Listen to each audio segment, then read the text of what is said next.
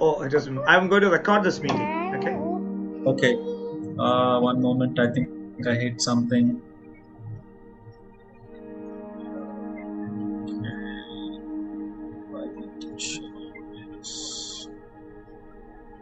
No.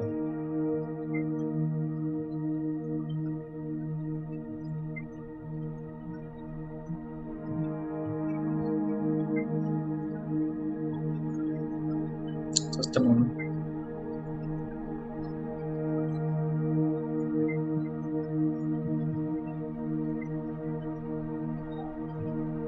Okay.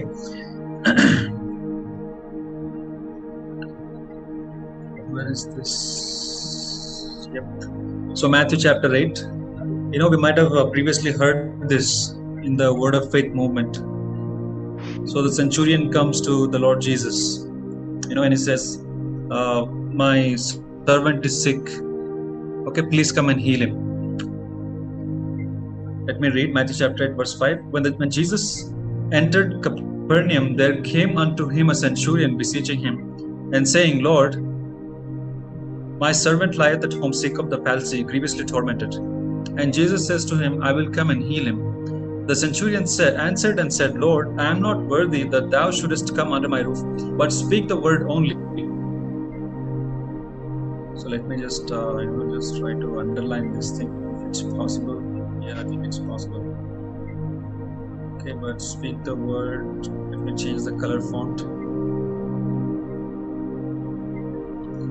Are you guys able to hear this sound? This constant sound? Yeah, it is, but it's a little low compared to normal. Oh, okay. 1 minute. I think I can reduce the system sound for that. But we can hear. It's okay. Okay. No, but it's annoying me.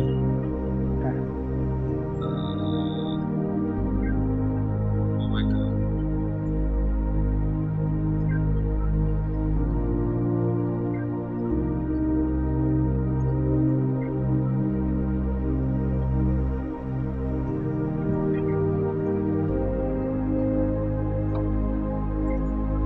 Okay, I'm unable to do that, but it's okay. Fine. Okay, so speak the word only. So yesterday we discussed that our words are actually things. Our words are very literal things in the physical realm, and they actually contain the power of God.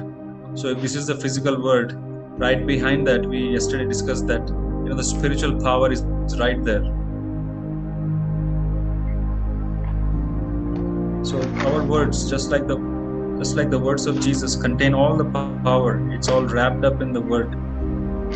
So the spiritual power that is resident in us, we can just wrap it up in the word that we're speaking, and it's going to come into manifestation in the physical realm. So here he's saying, centurion is understanding actually, okay, you don't need to physically come there because your word can do the same job. Also another place, Bible says he has exalted his word above all his name. So just the spoken word has been given so much value.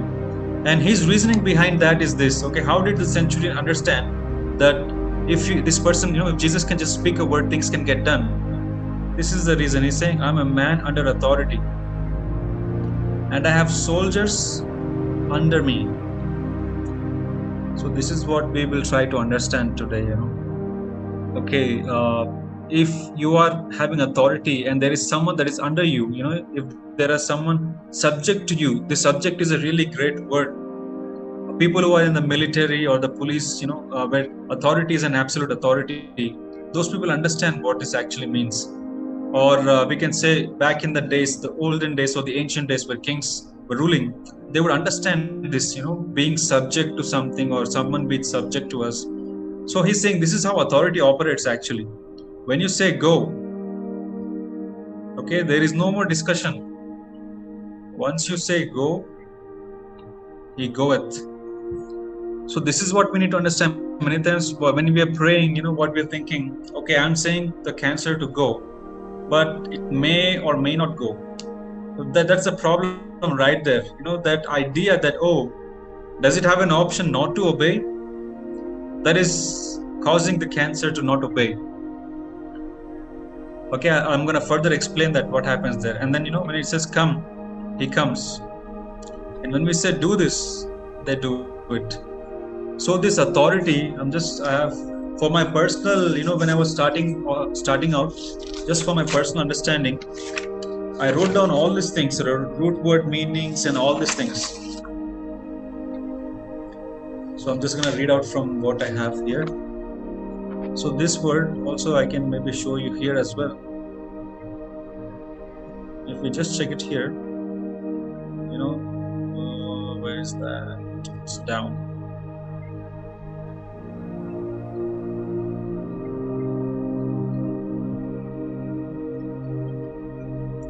I'm going to clear all the drawings.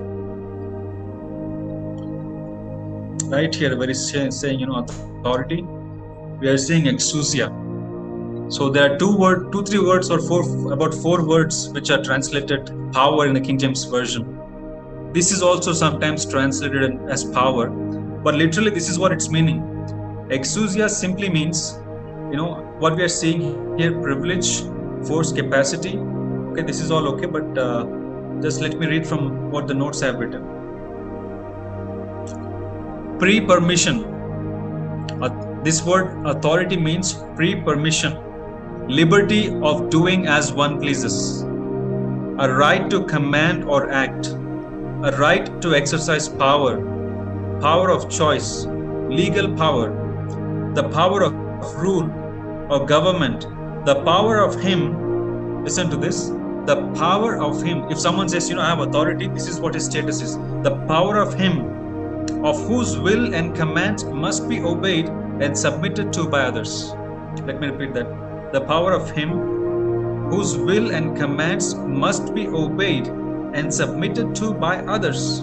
The ability or strength with which one is endued, which he either possesses or exercises.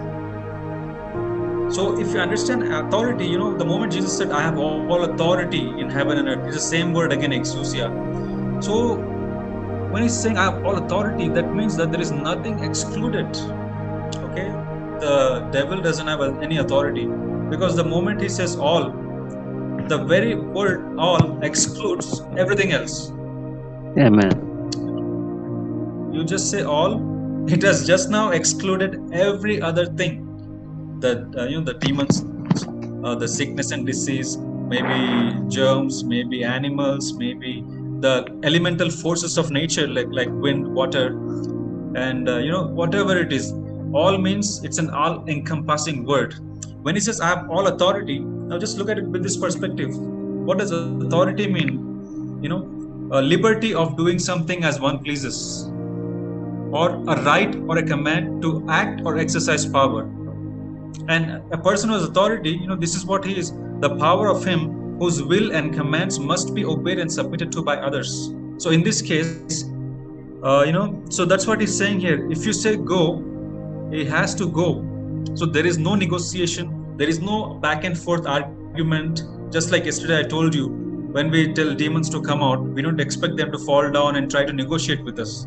Okay, he did this sin, therefore I will not go. No, all that discussion is not there. No demon discussed with Jesus except Mark chapter 5, where he allowed it for whatever reason.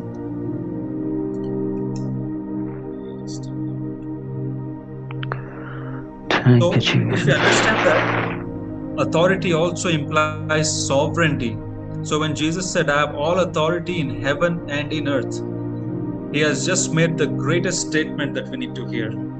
Because the very next verse is saying, go therefore. And in Mark he says, in my name. So the moment he says name authority implies authority and power. Name actually represents the person. Because in the Jewish, I don't know if I've written that as well. Yeah, let me just read it.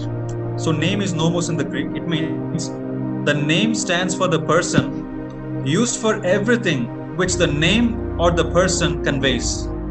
For one's rank, authority, power, character, command, excellency, deeds, interests. So when he says name, it's as good as saying all that I am. So when he says in my name, means understanding the fact that whatever I am, whatever I represent, whatever I exist as, in that capacity, in that power, in that authority, go. And if you understand this word here, right here, all, that would make us, world conquerors. There is nothing that can stand against you. And you need to understand, if you say go, they have to go, and they will go. They do not have the power of negotiation or choice. And when Jesus is called Lord, we also read out Lord. Because yesterday, we discussed how mind works. Let me just quickly try to annotate that. Let me just 1 minute. Like devils respect and honors authority. Yeah. True. It trembles also. Yeah. Even if believers don't believe. See, just think, if this is the mind, your normal state of mind, then when you receive a new thought, the mind does not want to change because it's fixed in a particular state of mind. We discussed about the neurological pathways. Our mind is just like a wet cement. Whatever you want to carve on it, it will get carved. And later on, if you want to change, you can also change that. But now what's happening here is our subconscious mind, if this is a subconscious mind and we have all these thoughts, okay, and it does not want to accept new information. But this is where our identity, where we are getting I am. All your information, all your memory, all your consciousness is connected directly into the subconscious. And this is where you have coded who you are, or I have coded who I am.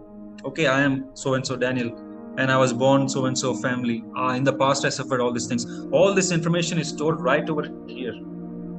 So when the Bible says renew your mind, it actually talks about the subconscious mind, because conscious mind, is not active when you're sleeping, or it is, coming and going into the conscious mind. But this subconscious mind is like a elastic in the sense, when you try to stretch it to believe God's word, as long as you're meditating, it's okay. But once you stop doing that, it will go back to this particular mindset. Maybe I should have used a different color, but it's going to go back to that particular mindset that you were previously carrying. So yesterday we saw in James chapter 1, we need to look into the mirror and do the word, not forget. Because James says the person who is looking into the mirror of the word of God, the law of liberty, and does not forget what he was looking like, and goes and continues doing with regard to what he saw, that person is blessed. So resembling. Yes, Faisal, yes. So what's happening here is, I want my mind to accept the new information, but it is not going to happen just listening to me preach now. It may not go deep into your heart and cause you to change. It requires meditation, in the sense we just need to slow down and just take these meanings and let the mind understand these meanings. The meanings that we have discussed just now. That this is how authority works. It's yes, like it's in like spiritual, or it's in mind. Mind. It's mind, not the spirit I'm talking. Yeah, just the mind. Yeah, just the mind. Because spiritually, we are perfect in Christ. We are come to the spiritual maturity. As Jesus is, so we are. So if we understand the concept of spirit, soul, body, this is the spirit, and finally this is the body. The spirit can only flow through the body through the agency of the soul. Okay. Yeah, and this soul contains your mind, will, emotions. Yeah, so I in know the that, mind, like, so when the spirit is like renewing mind, is like spirit overcoming, like spirit overflowing to soul, and that like spirit itself like flow from the soul to body. Yes, it's like channelizing. Right. Yes. So something like that. We yesterday took an example of a torch. Just think about a torch. So torch is your spirit, and it has all this powerful light, and and this one is your body and your experience in time and space. In the physical realm.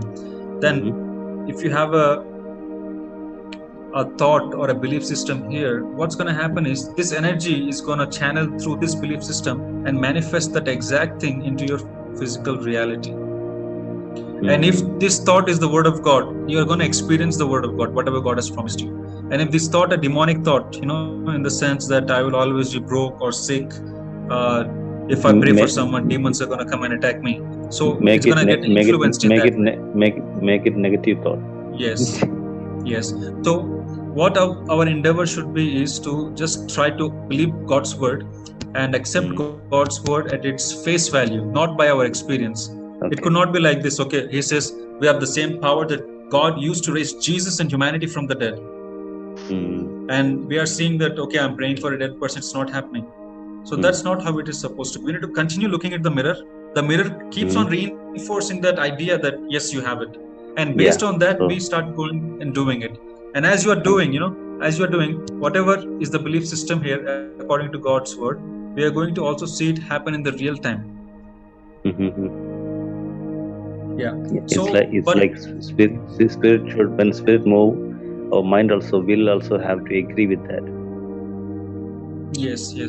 Because heart is heart comprises of your mind and will as well. Yeah, true. Yeah. So your whole being agrees, and you start seeing things happening. That's like manifesting. Yeah. Sorry for interpreting in between. No. I would like it to be interactive only. That's how we will learn. That's like I like. Yeah. Yesterday. Philemon chapter 1 verse 6. Yes, Jim. No. Yesterday we learned that powerful concept, right? Let your yes be yes and your no be no. So it's very powerful. Yes. Yeah. So. Yeah. For Faisal, can you repeat that? Just shortly, briefly, maybe. What is that? Yeah, I'm asking Jim to repeat for you, for Faisal. Okay. For Faisal, what Daniel is saying, Jesus said, let your yes be yes and your no be no. Yeah, so we were like putting our whole being into when we say something. So let's say when we say yes, we say yes. That means you completely agree with that. Yeah. Or if you're saying I will not allow that, no, that means you're rejecting that. So because many times we kind of multitask. So like we say something but something else will be in my mind. And then what Daniel is saying, if you can create a mental picture in your mind about something based on the word of God, and you visualize that healing, or you command a demon to go, put all your thoughts, single-minded thing, and like a force hit the demon or that disease. Because when Jesus healed a different disease, he commanded that spirit to leave. So when you are raising the dead, exactly the same way. So we wrap the thought we have in our mind and with the inner spirit, and then release it with that authority. Okay. I hope I've been a good student yesterday, even though I was feeling a little drowsy. It is very unusual, Daniel. Day first today, I was feeling drowsy, and I rebuked it. I said, "Get out, the drowsy spirit." Yeah. Then it went away. But yesterday, I'm like casting it out. It's still not going. Then I was like, that's the reason I switched off the video for some time. Okay. So Faisal, just try saying it. Try saying yes and no. Yes. Just do it for a couple of times. Yes. Yes. No. Yes. No. Yes. Yes. Yes. No. No. Yes. Yes. No. No. Yes. Yes. No. No. Yeah. No. Understand? Like it's Abhijit, also. can you try? Yeah. It's a new phase now. Hello. Hi. Hello. Yeah, we are listening. Yeah, we can hear you. So you mean to say I need to say yes followed by no, right? Yes, this is for our own understanding, Just try saying maybe 4 or 5 times and see how much of your being is agreeing to say yes when you're saying yes. Is all your being coming into alignment with that word yes? And are you meaning to say yes? And when you say no, how much of your being is agreeing with that? Like your mind, spirit and body should align. When you say that yes, you should just agree that. yes, no, yes, no, yes, no, yes, no, yes, no. That's So good. did you observe anything? Uh, Because when I did that initially, I was not totally into yes when I was saying yes, but as I kept on saying, I kept on focusing, and my total being started aligning with that word yes. So I was firmly behind yes, I meant yes, and I saw yes when I said yes. In the same way, we need to practice. It's a spiritual practice, it's a spiritual exercise. So when we practice saying this, we will actually have trained our mind and body to come in alignment with what we are saying. Now, for example, I say life. Okay? My mind may be just blank when I'm saying life, but as you get intentional, because we picture in words, so my thought also must agree with the word that I'm speaking. That's how we release the spiritual power that is in the spiritual realm. So I say life, life, and I see the picture of giving life to someone. You can picture maybe giving a life to dead body, or healing someone, or speaking to a plant. It could be anything, but just get something and just say life and death. When you speak death, we also need to train our mind to manifest death, in the sense that I speak death over this cancer, or I speak death over this infection, because life and death are in the power of the tongue. So these 4 words are really powerful. So I would say we should make a spiritual exercise every day. Take time and just say these things. Just say these things, so that when you say those things, the power will be there, because it's already in us. But the mind and spirit connection we need to establish, mind, spirit, and body as well. So this is one of the great spiritual exercises that we can do every day, and we will be in that tune there. Can I ask you one thing? Yes. See now, see yes for like you mean to say yes for life and no for death, right? Yeah. So does it go simultaneously, or we focus only on the yes part, the positive part, and ignore the no part, or we have to use it at the same time? No, separately. You can do yes, no. Daniel, yeah. my friend Prophet BJ Travan is also joining. Just say hi to him. Okay. Abhi, so like Abhi, he was telling hi this, BJ. Okay, when you say yes. He's here, I can't see him. Yeah, he just joined. Hi BJ Travan. Hi. So we are continuing our teaching. Yeah. Okay. Yeah. So answering Abhijit, I would pair up yes and no. Okay. I would pair up yes and no, and I would pair up life and death. That's how I will practice. Daniel, Prophet BJ Travan has an online community called Scripture Press. Mm-hmm. So he spent around 2 hours the beginning of the year praying with me and another friend. It was very powerful. Okay. So amen. Yeah. Praise God. And he has also prayed for many dead people to come alive. Amen. Praise God. He had a Holy Spirit one group called Fire Wings in Kerala, and a church called Exodus Church. Now he has something called BJ Travan Academy. Nice. That's amazing. Okay. And good to see you again, brother. Yeah. Just came. I'm little busy, so I'll go. Just Sure, no problem. Feel free. Yeah, we'll catch up. Sure, definitely. Yeah. Okay, Jim. Yeah, thanks, BJ. Thank you so much for coming.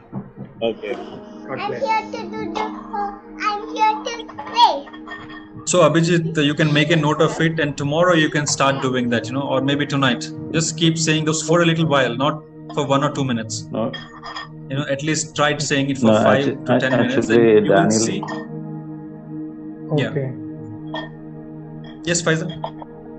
Actually, he was asking one thing like this. Okay. He was asking one thing like this. Okay. Yes and no. Like this. Sorry, your voice is breaking. I didn't understand. It's like when you okay, so he was asking the question. His question was like this: like, should I use the yes and no? Like after yes, should we use no? Like that? It is not like that. Actually, when you want to see something, yes, you should say yes, and you should mean it when you say the yes. And Abhijit, can you listen to me? Like yeah. I'm listening. Yeah. So when you say no, you should mean like if you see somebody in sick or something, you can say it is healed. Yes. And if you say like no more, like it's like you're stopping it. When you want to stop something, when you say it's no, you should mean it from like innermost and your body and soul. You should mean it by saying that. That is what Yes, so many functional examples we can have. When someone speaks negative over you, you have to condemn that tongue that is risen against you. Okay. It could be something like this. Everyone is getting flu. You may also get it. Be careful. So what are you going to do? Only two options: yes or no. If we are silent, the decision has been made for us. That's what we need to understand. So this is what we have learned by practical experience. Daniel, can I add one more thing on that what you said right now? Yeah. Okay. When you say that, if you're not saying no, actually, if you're listening to something and if you're not saying no, it's like already like you received that. Yeah. If you're not saying no, it is already like you received that. So we should have the courage and boldness to say no when you want to say no. Go ahead, Daniel. Yeah. So what we are understanding is how authority actually works.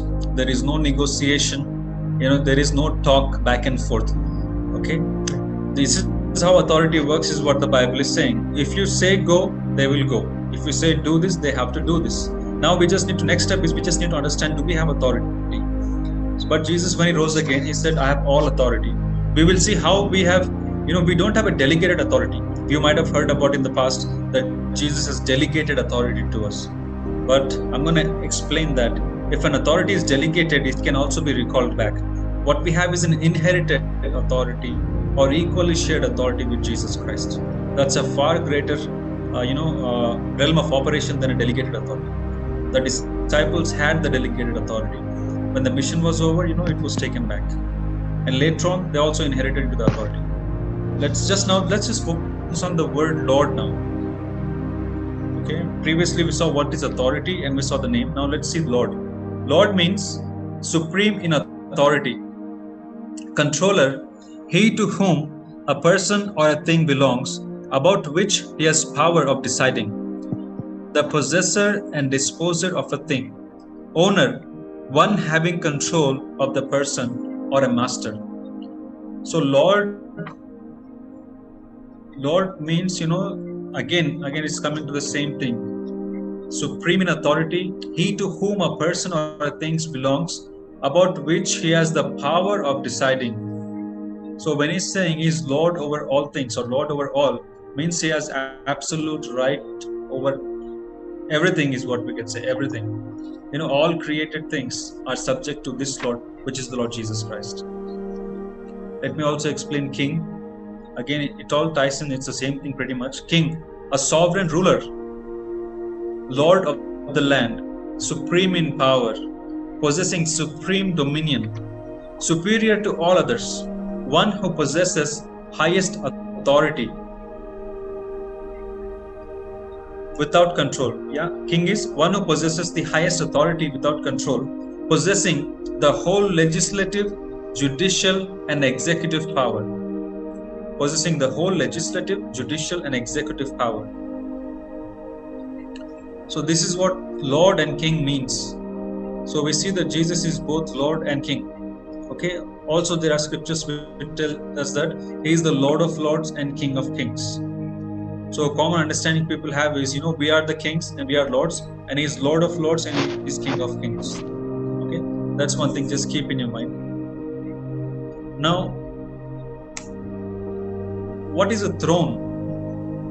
Because it is saying that, Jesus Christ is seated at the throne of God, and we are also seated with him on the same throne. It's not like there are 2-3 thrones. Okay, when I did not know that, I used to understand like that. Okay, Jesus is sitting on a big throne, and then there are innumerable thrones beside him. Actually, someone told me like that. But here we are seeing that we were raised up together with Christ Jesus. We were made to sit together with Christ Jesus at the right hand of God. Now, what is a throne? A throne is a seat of authority, especially a seat occupied by a sovereign. It is the seat of state of a potentate or a dignitary, which implies sovereign power. So the moment, it is saying that we are seated with Christ Jesus, it automatically imputes to us all these things: authority, lordship, kingship, sovereign power. And we'll just check one scripture. It's in 1 Timothy chapter 6, verse 15 to 16. 1 Timothy chapter 6, verse 15 to 16.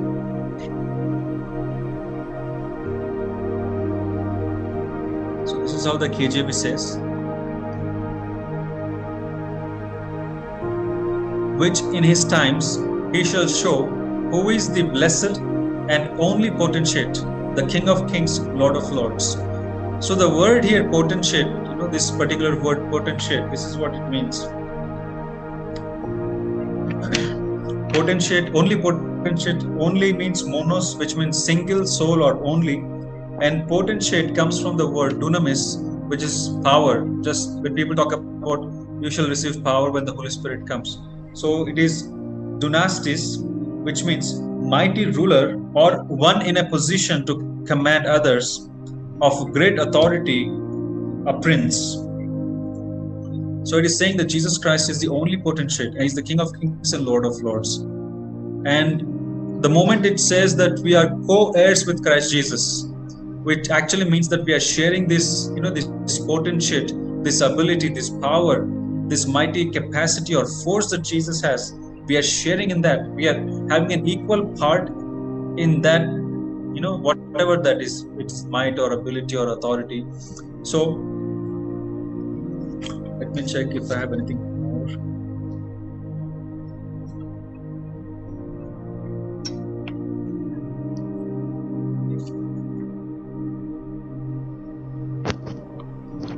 What we're doing now is, it is kind of a mind renewal, not totally, but it's kind of a mind renewal.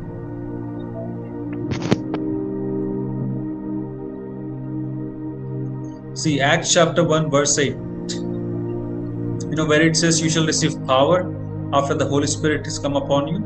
So the word for power is this, dunamis, which means miraculous ability, force, power, inherent power residing in a thing by virtue of its nature, or which a person exerts, puts forth a blasting power. So, just these words, when it says you shall receive power, so after the Holy Spirit is come upon us, we have that power resident in us. And now this is what that is. We can simply say, it's an ability, it is a force. It is actually saying miraculous ability, irresistible force. So yesterday, we discussed that we can actually transport this spiritual power by our words, just like God sends the words. So many times it just says, God sent his word. God sent his word and healed them. Just like saying, I sent a car to pick someone up, or I sent a car to drop someone. We need to physically use words in such a way that it's a container. So I'm going to focus on, if I want to, pain to go, I'm going to focus and I'm going to believe that this power, this irresistible force, this mighty ability, it's also saying that it is a blasting power, it seems. So it's all, aggressive stuff. So I'm saying that, okay, this power that cannot be resisted is being carried forth in my word. Okay, I say be healed. So when I'm saying be healed, yesterday, the picture that I drew yesterday, let me just try to annotate.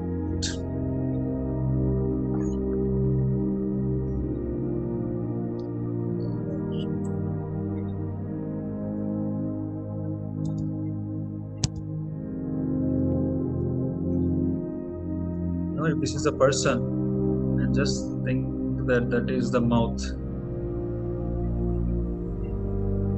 Okay, and the word is coming out of his mouth. Now just imagine the spiritual power is in blue color. Okay, it's all spiritual power is there, and through my physical mouth I'm releasing the word, and this is the problem that needs to be solved. That should be in red, maybe. This is some problem that I want to hit. Maybe it's a sickness in someone or whatever it is. Okay, so when I will consciously believe that this power is coming out through my word, okay, although my words, my sound waves, these are the physical carriers, but this power that is coming from the spiritual realm, this is an irresistible power. It is a violent force. It's a miraculous ability which is being carried forth by my simple words, and it's gonna go and hit that thing. We also discussed the other day about what casting out means. Casting out is a violent force, tearing something apart or forcefully forcing someone out of your house. So you will believe that this power, this is life. You can just believe this is the life of God. This is going to be carried through your words and is going to be hitting this problem, and this problem is going to be solved. This problem does not have the option to say no. This is how authority works. Now what's happening but here is not only authority. Okay, authority is just exercised by faith because we have it. But what's happening now is not just authority. I am also exercising power.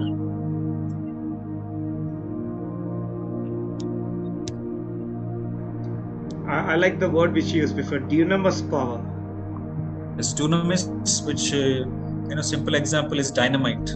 It just explodes and blasts and breaks the opposition. So that is the power of the Holy Ghost, the power of the Holy Spirit. This is flowing right here. Okay, it's containing in our words if we are using the words, or you can also believe that as you lay hands or touch. The Bible says in his hands there was the horns of light.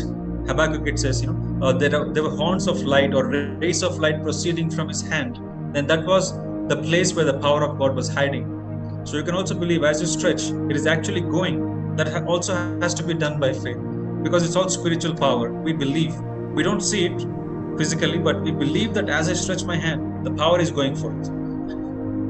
It is funny, but all this in Indian culture, the images of God that we see, they have hand like this, and you see rays coming out. Okay, that is a spiritual reality actually, meaning that it happens. Also in the Marvel but people universe, don't have the power. So sometimes we think it's foolish. In the superheroes also, they will take the hand like the sun. Yes. Iron Man. Yeah, you might have seen T.B. Joshua. He does like this. Hubert Angel, they do like this. People fall. What are they doing? By faith, they have understood that they can release the Holy Spirit, the power of God like that. After seeing T.B. Joshua, I did that to one person who was demon possessed. From distance, he fell down like that. So, we can do that just by the faith. But just look at this, what's happening channelizing the Spirit of God. Yes. So what's happening here? This is the realm of, okay, we need to use the word carefully, but this is true. This is the realm. If you combine authority and power, what's going to happen? Omnipotent. Yes, this is disturbing me from typing actually. Okay, but it is omnipotence. And omnipotent word is used somewhere in the Bible. I have it here. I have not written I think it's in Revelation maybe. So omnipotent, the meaning is, the Greek words are, pantokratos, which is pas and kratos. Pas means all. Kratos means vigor, might, power, strength, dominion, the all-ruling, the almighty, who holds sway over all things. That is God as absolute and universal sovereign. So not only the name of Jesus, again we need to understand, the name of Jesus is not, okay, in the name of Jesus. It's not the formula. Let me just read the definition of the name here. Name stands for the person, used for everything which the person and the name covers for it, for one's rank, authority, power, character, command, excellency, deeds. the value of the name is the measure of the ability of the person. The value of the name is the measure of the ability of the person. The name of Jesus is the sum total of what the Lord Jesus in his person and work represents. In the name of Jesus means in the sphere and element of all that the Lord is. So, the name, for example, there are famous names like Bachan. Name carries the power. Okay, so if we have inherited the name in Christ Jesus, and we have inherited the name Lord through Christ Jesus, because Jesus is called Lord. So what's being baptized in the name is, we being baptized into the family of God, or we become in one spirit with the Lord. Okay, that's what truly means in the name, meaning what you are actually wearing the name of Jesus. Okay, it's not the outward just saying in the name of Jesus, but you are united with him and you're carrying the authority and the power, the ability of Jesus, and you're totally identified with the name. For me to be called a Bachan, I should have been born in the family. Are you getting that? So we are born into the family of God, and God, the Jesus was the name of Jesus was given to the man that was born, right? And Christ was his function as the ministry function. He was the Christ, the Son of God. Anointed one. Christ implements anointed, yeah. But what happened after his death and resurrection? He was bestowed the name Lord. This is found in Philippians chapter 2, Philippians chapter 2. It says, because Jesus humbled himself to the point that he died. Okay, God has exalted him to the highest honor and graciously bestowed upon him the name that was above every name, that every knee should bow and every tongue should confess that Jesus Christ is Lord, to the glory of God. So this name Lord actually came into effect once Jesus was resurrected, and he was coronated as Lord of all, Lord of the living and the dead. Although in his person he was that, but this man, okay, we need to understand, this man was called Lord. In the history of all creation, a man was called Lord. Also, Hebrews chapter 1 says, he highlights this thing and says, okay, God says to Jesus, God calls Jesus God. Okay, I am not sure if I'm able to communicate that. I have that thought, but what we need to understand here is, so when we are saying Lord, we are actually baptized into the name. We are carrying the name of Lord Jesus. Same and family, this is the name same above creed. every name. Yeah, yes. All the power, all the authority is resident in that. And the moment this happens, everything is subjected unto us. Everything. So, subject is another word. Let me just read it out.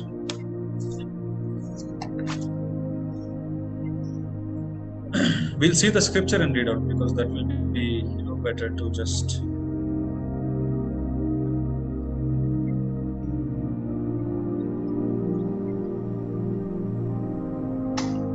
Ephesians chapter 1. Yeah. So when he says he had put all things under his feet and gave him to be the head over all things to the church, this had put all things under his feet is actually the word used for subject. Also, subdue. I think it's subdue. 1 Peter 3:22 also. Check it out. Who has gone into heaven, just the last verse here, who has gone into heaven and is on the right hand of God, angels, authorities, powers being made subject unto him. So subjection means this. Two-word meaning, subject and subjection. Subject means to be under obedience, to be put in subjection to or under, to submit to one's control. That subject means to submit to one's control, to submit self to obey, yield to one's dominion or advice. That is being subject. And subjection, the act of vanquishing and bringing under the dominion of another, means totally defeating and putting them at your mercy. They are ready to obey. The state of being under power or government of another. So the moment he's saying, everything has been subjected to us. Also, let me show you Hebrews chapter 2. It's all on the same lines. Hebrews chapter 2 verse 8. This is amazing in the Amplified. Let us see the Amplified. Hebrews chapter 2 verse 8. Here it is. For you have put everything in subjection under his feet. Now, in putting everything in subjection to man, he left nothing outside of man's control. So exactly same like when Adam was created. Yes, praise God. So there is nothing that has been left out of our control. Please go ahead, Faisal, you were saying something. No, actually same like when Adam was created, he was given the authority and power to subject everything in creation. Yeah. So again, see, if you understand the gravity of these words, the moment he said subject, they're like this, ready to obey. Okay, everything, be it sickness, because that is the example that we started from. In Matthew, centurion comes, Matthew chapter 8, and says, you can just speak the word, because all these are subject unto you. Just like I understand, being a person of authority, that my soldiers are subject to me. So we need to have this idea, okay, this sickness is ready to obey at my command. Okay, the moment I say, it is going to go, it does not have an option to negotiate with me. Why? Because through union with Christ Jesus, now I am Lord, I am King. Okay, I am a son of God. I have all authority in heaven and earth through union with Christ Jesus. And on top of that, I have the power of the Holy Spirit. The very power that God used to raise Jesus from the dead. And I know how to release it. I'm going to use my words as containers. Okay. So authority wise, they are subject, every angel of God as well. Angel of God, demons, devil, just like Faisal talked about everything natural subject to Adam, the trees, the plants, the animals, everything that flies, everything that crawls on the earth. It includes germs as well. Virus is also included in that, whatever virus it is. So once I understand that, okay, only potentiate, Jesus is the only potentiate, means only person with sole authority to issue a command. If we understand this, then death has no legs to stand on, because first of all, it has been abolished. It has been declared illegal. It has been outlawed by the resurrection of Jesus Christ. This is applicable in every aspect of our lives. We can command to our own bodies as well, different things. So there is nothing that is not subjected to man. That's why the Amplified is specifically saying here. Now, in putting everything in subjection to man, he has left nothing outside of man's control. So it is possible that, things cannot take place without we allowing to take place. It could be, for example, it could be like this. We want to exercise dominion over weather. We can cause it to happen. It is all done by faith. It's all done by faith, not by feelings or anything. We believe the word of God because God is saying, this is the truth. Okay, the winds are ready to obey at my command, and they are going to do what they're told to do. I am a son of God, and God has given me that authority.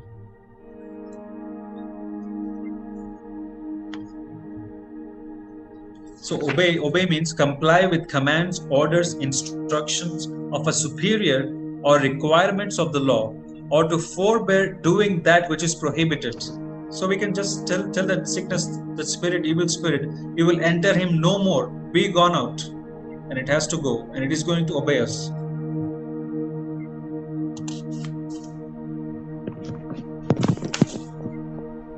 It's like same like when Jesus was teaching his disciples, he was telling if you command, if you have a mustard seed faith, if you command this mountain to move on, go to the ocean deep, it will move. Yeah. It will obey. Yeah. Normally Christian people do like this. They will pray God to move it, but God is not asking he is not waiting for moving it. He is telling that if you command, we have to take stand. We have to confront it. We should have the confronting power inside of us, and we should command to the situation, not waiting on God for do that. We are already commissioned for that. We just want to command, just move, and even the little physical hill can move by your word. Yes. So it And all Jesus works call- by. Jesus please go ahead. calls it. Jesus calls it like this. It's like if you have a mustard faith. Yes, true. If you have a little faith, you can move mountains.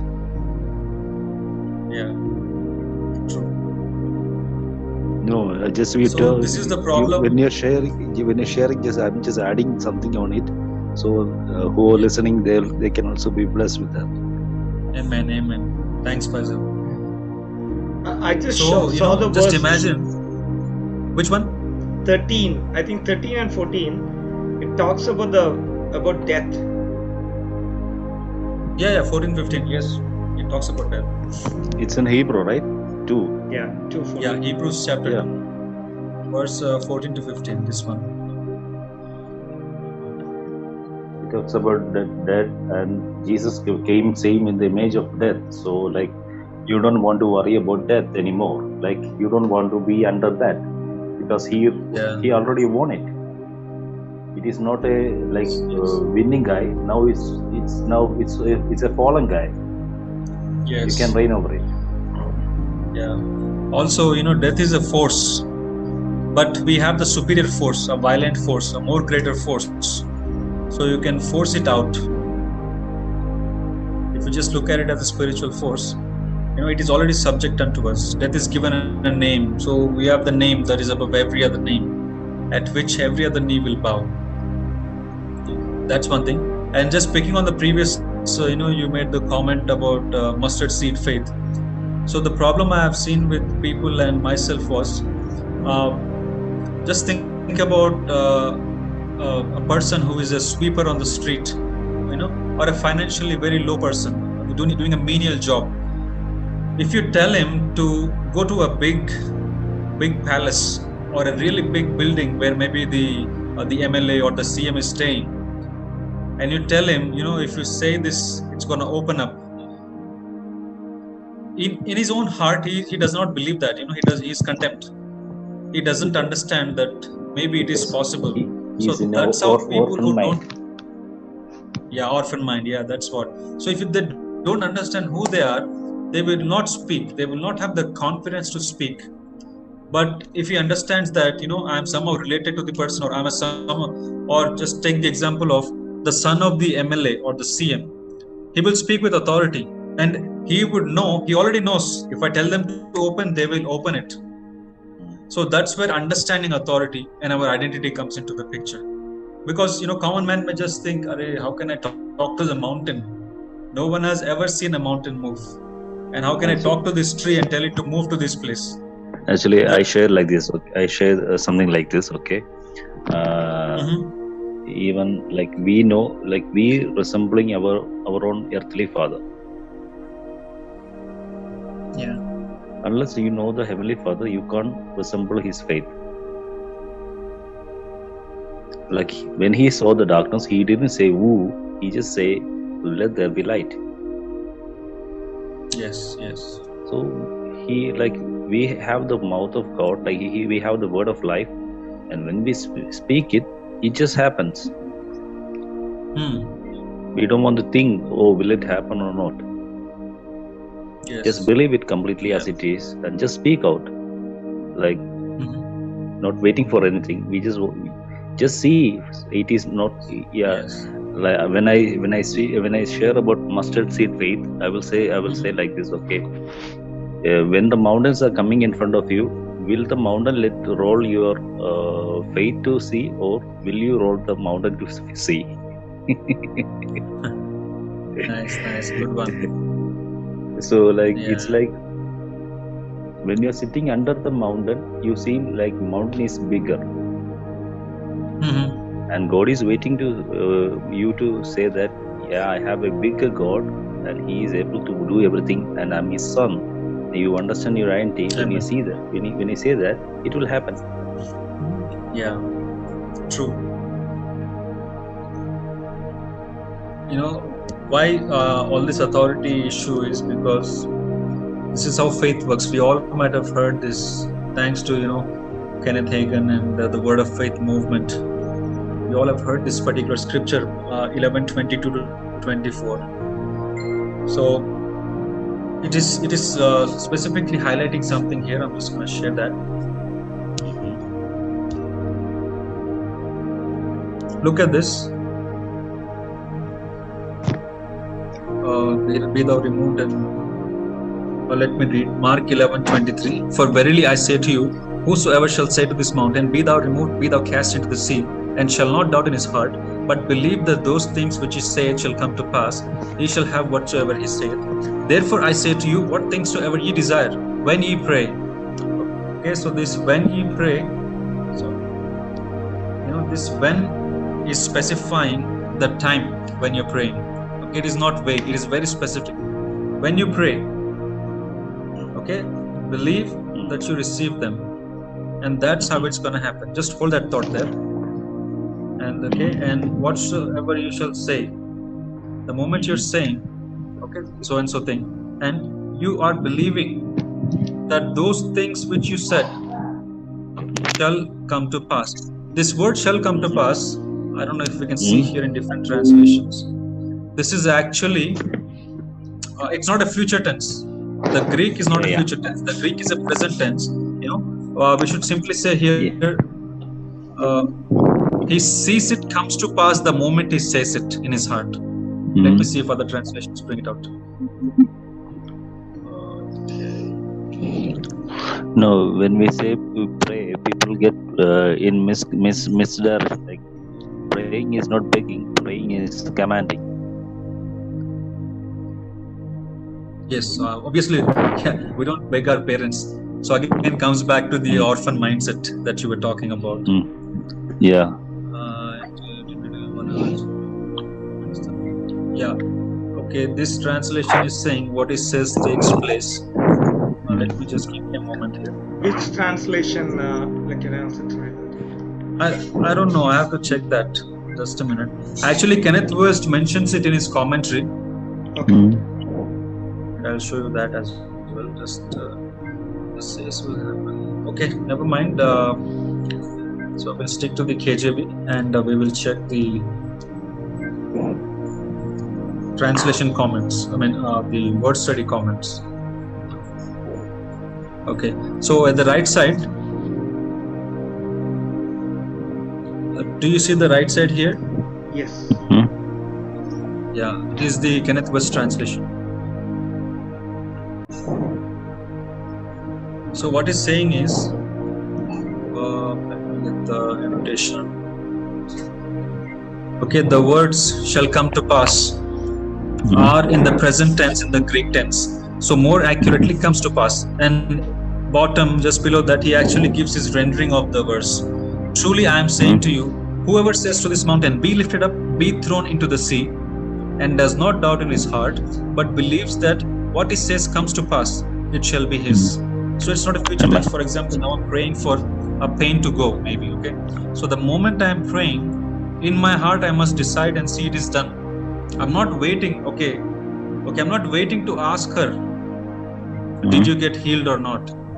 So that's where we, lose out most often. Actually, if you read Kenneth Hagin's one of his books, I think in one of the authority books or the Name of Jesus books, he says he was praying for someone to be healed, a back problem. And he kept saying, can you try bending? Jesus showed him that there was an evil spirit and he commanded to go. And he's saying, can you try bending? Can you try doing something? And it was not happening. So Jesus spoke to Kenneth Hagin and said, the moment you're saying try, you have not believed that it is gone. If you really believed it was gone, you would have told him bend. So just the distinction, that's what I believe it is here. So whosoever shall say unto the mountain, be removed, be cast into the sea, and does not doubt in his heart, but believes what he says has come to pass, he shall have whatsoever he saith. Because the moment we speak, it actually takes place in the spiritual realm. So in the spiritual realm, there is no time, and we are all dealing in the spiritual realm, and we're seeing the fruit of it in the physical realm. In the same way, Mark 11:24 here, when you pray, believe that you receive them. So this comes back to, the wrapping the power of God in the word that we're speaking. So at that moment when I'm praying, what is the image in my mind? Is it just blank? or am I actually seeing that person healed when I'm praying? That instant when we are praying, that's how the power of God is released. This is what Karim Lake, the John G. Lake Ministries, he explained this really nice, and that's where I learned it from. He's saying at that instance, if you have the picture that as I speak, they got healed, that's how it's going to happen. It's all in that moment that the transference of power, the transference of life and healing takes place. True. So for this all to work, how can I not doubt? How can I have the confidence? Means I need to receive the testimony of God's word. Okay, I have all authority and I have the power. Now nothing can resist me.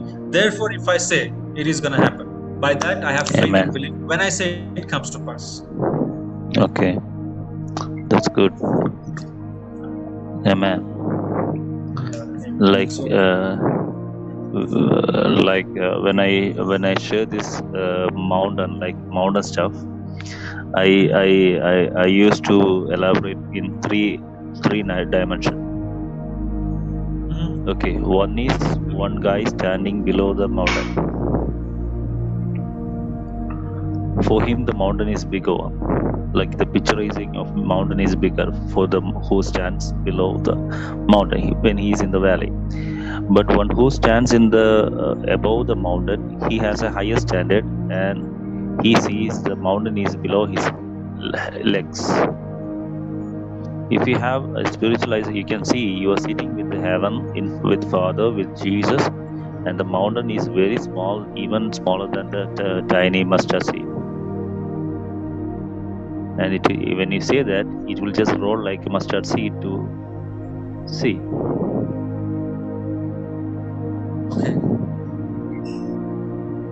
Like seeing yourself where you're seated with. It is all based on your identity, what you know about what you are in Christ, like what you are in God. Yes. True. Yeah. True. We'll just see one scripture and then we will try to finish this today. Ephesians chapter 1. Wow. The kind of power that we have is really described here. Wonderfully. Yeah. For those who believe, immeasurable.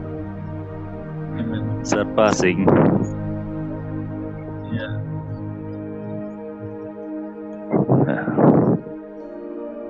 So the Amplified does a good job in explaining to us some of the key attributes of this power. It is saying, first of all, people who don't read the Amplified, they may not really understand, because all of the translations do not say in us. KJV also says, let me remember what KJV says. No, actually, people don't like reading Bible, so they want just small Bible. So Amplified, they want to read more. Yeah. So the KJV says, "In the exceeding greatness of His power to usward." So it may simply mean toward us. Okay, God is the one exercising, and it's toward us. And the Apostolic Bible, I really like this one. But it says greatness of His power in us. Yeah, this is nice. It directly says the greatness of His power in us.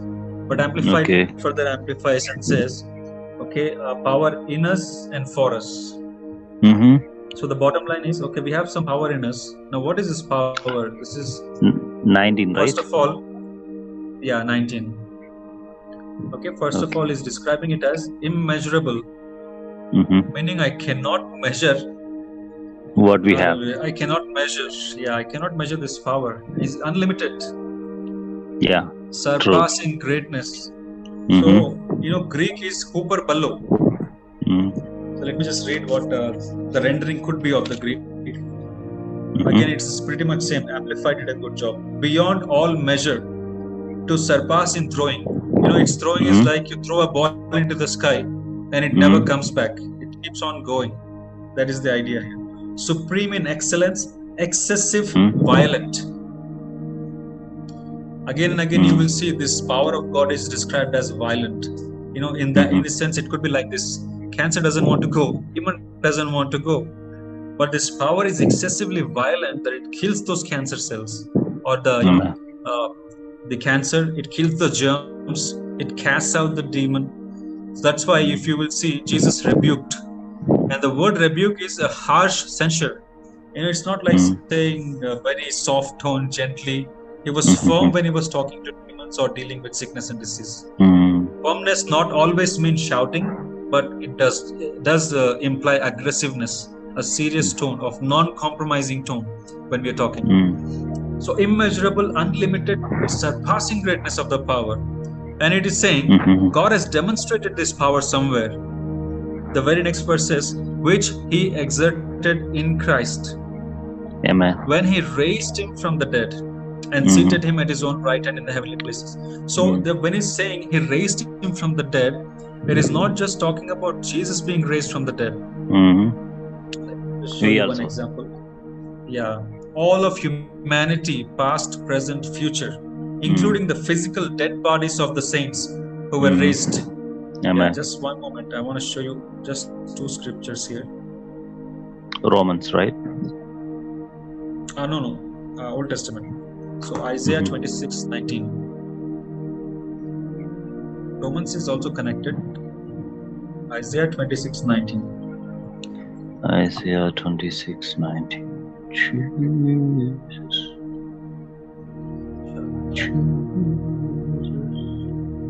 Okay, look at this. He's saying, your dead shall live. Or KJV could be a simple rendering, KJV. Your dead men shall live. Together with my dead body shall they arise. This is directly related to Jesus' resurrection. Your dead men shall live, and together with my dead body shall they arise. Furthermore, let us see Hosea 6:2. Your dead shall live, the bodies of our dead shall rise. We shall dwell in the dead. Hosea? Yes. Hosea 6:2. Hosea 6:2 says, after 2 days he will revive. It doesn't say him, the Messiah, us, plurality, plural. In the 3rd day he will raise us up again, plurality, and we shall live in his sight. Yeah. So for believers spiritually, this is really true. This has happened past, present, future tense. People who are dead in the sins and trespasses, they were raised up. That is one thing. But also we see in Matthew 27 that people's graves were opened and people physically came out. All this thing, the power of God that accomplished all the salvation, the resurrection of Jesus, the resurrection of humanity, and the physical resurrection of the saints. This verse, Ephesians, that we saw previously, that verse is saying that is the power that is deposited in us. That is the power that is resident in us. Just thinking about it, causes goosebumps. Amen. Really. How can God trust us with such a power? That's great. This is again in the realm of omnipotence, if you understand. Authority. It's crazy and in that. Authority of God and the very excessively violent power of God that can do anything. Heal the sick, raise the dead, cast out demons, stop the raging of the seas. Everything, it is already given unto us. It is just us that need to awake to what God has already given us. Amen. Yeah. So this is the kind of power that we have. And if we just go on and read positionally, we are seated with Christ Jesus, verse 20. Set him at his own right hand in the heavenly places, far above all principality, all power, might, dominion, every name that is named, not only in this world, but also in that which is to come, and has put all things under his feet, gave him to be the head over all things to the church. Head of all things. Yeah. Many miss that. Yes, head of all things, especially for the church. Yeah, man. So that the lordship can be exercised through the church. So today, you and I are Christ on the earth. We need to understand that. Just to answer our critical mind, we can just check this 2 Corinthians chapter 6. As he is. Yeah, that is the true. 2 Corinthians chapter 6 specifically compares a believer to the unbeliever and says, do not be unequally yoked. What fellowship has righteousness with unrighteousness? What fellowship has righteousness? 2 Corinthians 6:14. 6:14. What fellowship has righteousness with unrighteousness? What fellowship has light with darkness? What concord has Christ with Belial? So if you see here, the believer is being called Christ, or the believer is being compared as Christ. And goes on and says, what agreement has the temple of God with idols? So at least 4 distinctions here, and let me highlight in red. The unbelievers are called unrighteousness, called darkness, infidel. No, not infidel. Belial, I think somewhere near to the devil. Yeah, what harmony can there be between Christ and Belial, the devil? Yeah, temple of God and idols. Amen. What has a believer in common with an unbeliever? What agreement can there be between a temple of God and idols? For we are the temple of living God, even as God said, I dwell in and with among them, will walk in and with and among them, and I will be their God, and they shall be my people. Yes. So it's beyond denial that we are Christ on the earth. Because if you think, if Christ is the head of the church, then the body is also Christ. Yeah, true. It's all one person. It's all one person. So whatever authority the head has, the body has as well. Not just the body, even the very toenail will have the same authority, because it's the same person, carrying the same name, carrying the same power. Amen. Okay, quickly we can check Galatians. Just while we are on the subject of Christ. Okay, just look at this journey. What he's saying is Paul. First he says, God, Galatians 1:15, when it pleased God, who separated me from my mother's womb, called me by his grace to reveal his Son in me. The Son of God was revealed in Paul, and then he goes in chapter 2, verse 20, the really famous scripture for us. Chapter 2, verse 20. I am crucified with Christ. I live no more. Look at this. I'm crucified with Christ. I have been crucified with Christ. In him I have shared his crucifixion. It is no longer I who live, but Christ, the Messiah, lives in me. And the life I now live in boldly, I live by faith, by adherence to the reliance on and complete trust in the Son of God, who loved me and gave himself up for me. Yes, amen. So our new identity is Christ. We just need to receive that truth. The old person was crucified with Christ. Now Christ lives in me. Amen. Means his nature is my nature today. Yesterday, what we're making confessions, I am light in the Lord, I am life in the Lord, I'm a quickening spirit. In union with Christ Jesus, I am resurrection and life. Okay, the same nature. We partake of the same nature. Now, when I look in the mirror, I must see Christ. If I am harboring any other identity, then I have not come to the realization of who is dwelling in me. The first chapter says God revealed his Son in me. The second chapter is saying, okay, I'm crucified, I live, but it's not me, it is Christ actually. Okay? And the third chapter, look at the third chapter. Verse 27. Yeah, chapter 3, verse 27.